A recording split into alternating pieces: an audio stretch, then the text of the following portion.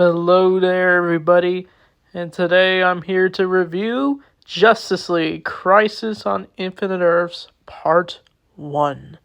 So, this is my most anticipated movie I've been wanting to review all the way back in January since I started these 2024 reviews. We have made it to the finale of the Tomorrowverse, and it's sad that it is the final for DC Animation for a little while, but we're probably still gonna get them in probably TV format. But I don't know about movies. But this movie was not really well liked. The Crisis movies are not well liked, but these movies kind of hold a special place since I really do like DC Animation, and it's very awesome that they finally did the big event in DC, Crisis on Infinite Earths. It's very different from the comic book, yes, but it is well done. The first part and the third part. The second part, I'll get more into that when I review it, but we're here to talk about part 1.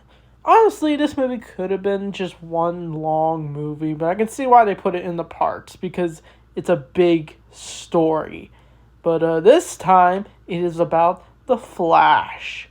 So this movie kind of just fills in the gaps for the Tomorrowverse, because I was having a bunch of questions about the Tomorrowverse, like how the Justice League was formed, like what were the other characters doing before Crisis, but what led to Justice League War World, even though that movie wasn't very good. But it's finally answered in these movies. I honestly wish they could have did a little bit more movies to flesh out this universe, because the New 52 movies had a whole bunch of them that were connected.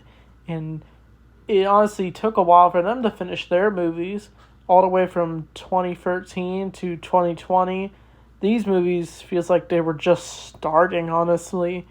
But because of the budget and because DC's changing a different direction, they kind of had no choice but to rush everything and finish things off. But let's talk about the story overall for this movie. So this is where the Flash is actually running through various moments of his life. He is running all the way back to his origin, where he was hit by lightning and got his powers. He's running all the way when he met Iris, his girlfriend, but now going to be fiancé.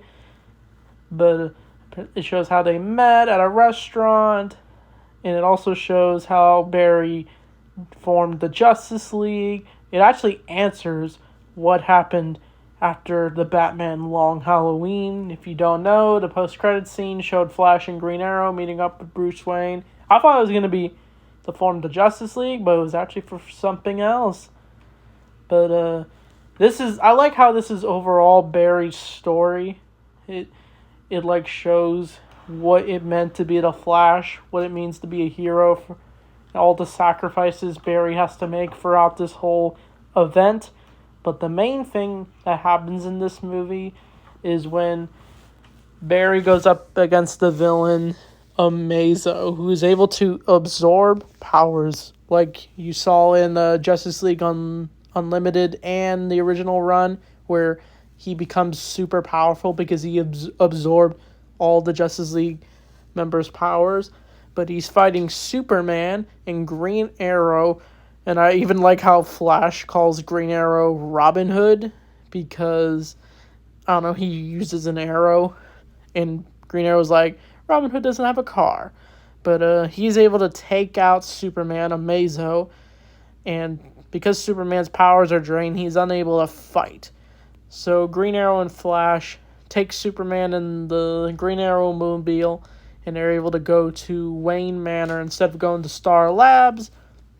And that's where we do get answers of, like I said, of what happened after the Long Halloween, where it wasn't to form the Justice League at first, but it was because Superman knew Batman, and Flash and Green Arrow meet up with Bruce Wayne, and they even realize he's Batman. I love that scene where, Green Arrow's like, Bruce Wayne? I thought this address looked familiar. But when Bruce does show up, he decides to help the two out. And I even like the scene where Green Arrow asks us how Batman figured out his identity, and he just pulls up a video of Green Arrow complaining after getting his leg hit or something. But apparently Superman is weakened, and he's given coffee by Alfred, and the two are discussing what they could do next, and they all decide to form a sort of superhero team. Batman and Green Arrow don't really agree to it, but go along with it. So they recruit other superheroes. They recruit Vixen at a fashion show. They recruit Martian Manhunter, which Superman knew all the way back in Man of Tomorrow. And they try to recruit Hal Jordan, Green Lantern, but he refused. And this is before he became Parallax. And I even like how Green Arrow says, "What a jerk, that guy's the worst." But Batman feels they all have enough. But Barry is going through time again after he meets a homeless man. I already know who he is. We'll get more into that the next part. But the homeless man apparently is very mysterious, saying the worlds are dying and stuff. But Barry is able to go through time again, and he is in another parallel Earth. So if you don't know, in Justice Society World War II, Barry actually was thought to be in the World War II timeline, but it turns out he was in another Earth, Earth 2. But this time he's in Earth 3, but it's a completely different variant. It isn't like in Justice League Crisis on Two Earths where that version of Earth 3 shows up, but this is a completely different version of Earth 3, so it's like a variant. We'll get more into the variants of the Earths the next few parts. But Barry ends up meeting up with the various crime syndicates. He meets Johnny Quick, Ultraman, Owlman, Superwoman, Power Ring, and apparently they're the evil Justice League. And they end up kidnapping Barry, and they even take him to the lair and going to use the lasso of truth on him. But apparently Barry says he'd rather die of old age. That'll be relevant later. But he even sees, like, the head of Lex Luthor. But Lex Luthor is mainly the good guy of Earth 3, that version. But as things are going on, the Justice League decide to form at a public gathering assembly. And Barry announces the team. He first almost says Justice Society, but then he changes it to Justice League. And that's how it's born. But it's interrupted by the attack of Amazo and Lex Luthor, who apparently wants to get the Justice League's attention because he wants to take down Amazo, but Amazo is too powerful. The various members are trying to take down Amazo, but Barry decides to go find his creator, Professor Ivo. So if you don't know who Professor Ivo is, he was apparently the creator of Amazo, but he died in Justice League, and it's off screen. We just see his hand. But apparently Lex Luthor had involvement with the creation of Amazo. So it would have been interesting to see that version show up. But apparently in this version of Professor Ivo, he apparently has a disease where he's accelerating aging, just like the clone troopers in Star Wars, and he's dying of old age. But the Flash ends up finding him, and is going to use him to change Amazo's mind, since he's too powerful. But when it almost seems too late, he does show up, and he convinces Amazo that he can use him to stop all the chaos he's doing. But apparently it's too late, as Professor Ivo passes away, and it causes Amazo to, I guess, somewhat shut down, I'm pretty sure. But he becomes relevant later in the story. But we see Barry trying to find his way out of the crime syndicate. But he is helped by the homeless man, who has a sort of sorcerer power. That's my little hint for you of who he is. But he uses his powers to free Barry from the crime syndicate. But apparently the antimatter wave is about to show up. Ultraman thinks he can take it down. But he ends up getting hit by the antimatter wave, and everything starts to fade away because of it. And Barry manages to get out of there in the nick of time with Johnny Quick trying to catch up to him, but he ends up getting hit by a car and he dies in the antimatter wave. It's honestly tragic the way the crime syndicate died. But that's it for Earth 3.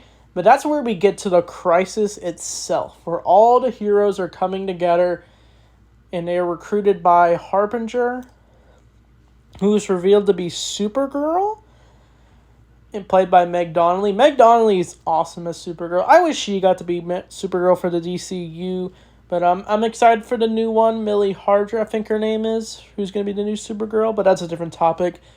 But what happens next in this movie is, like, when we do see the crisis, a lot of things are going down for Flash as he wants to protect the various Earths, but he gives the Monitor a good idea to create various towers that will save the Earths.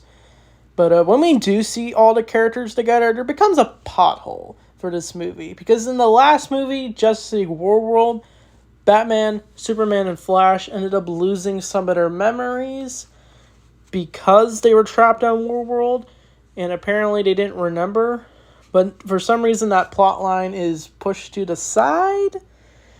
But when Batman does get a moment, he ends up meeting the Earth 2 version of Robin. I thought that scene was super cool, where I thought it was funny how, like, Robin said he was trained by that version of Batman, but Batman thinks that's irresponsible. It's like complete opposite from what Batman does. But this is an early years Batman, so that's probably why he's having this mindset. He even meets his daughter, the Huntress. So this is a nice callback to the comic books of the Earth 2 version, where Batman and Selina Kyle got married and they ended up having a daughter named Helena, and that's that version of Huntress, which I thought was really cool. We see a bunch of other cameos of certain characters. We see the Question, Blue Beetle, which we saw in the short. We also see Dr. Light, and I even like how she's in her bathrobes and she uses a machine. Harbinger shows her to put on her costume, and we even see Psycho Pirate. He'll be relevant in the next movie. But as things go on, Barry gives them, like I said earlier, Barry gives them the idea of the towers being able to save the Earth. But when they do set up the tower, they don't have enough time, as the wave is already about to hit Earth 1. But we also get flashes of Flash when he's old, when he meets up with Iris, and they're happily married. But for some reason, time has frozen, and we don't know why. But it's revealed later, because after Barry's wedding, we do see the wedding, Barry ends up meeting up with Iris, and even Jon Stewart tells him to not see Iris because that's bad luck to see the bride before the wedding. But Barry ends up telling Iris that he has powers he doesn't understand, I'm pretty sure. But when they do see each other when they're old, it's actually revealed that Barry ended up saving Iris when the wave was going to hit her. But he ended up freezing time on Earth 1, and now he's living his life with Iris while building the machine to fix the tower for the antimatter wave to stop. And he's also using a Mazo to help fix it.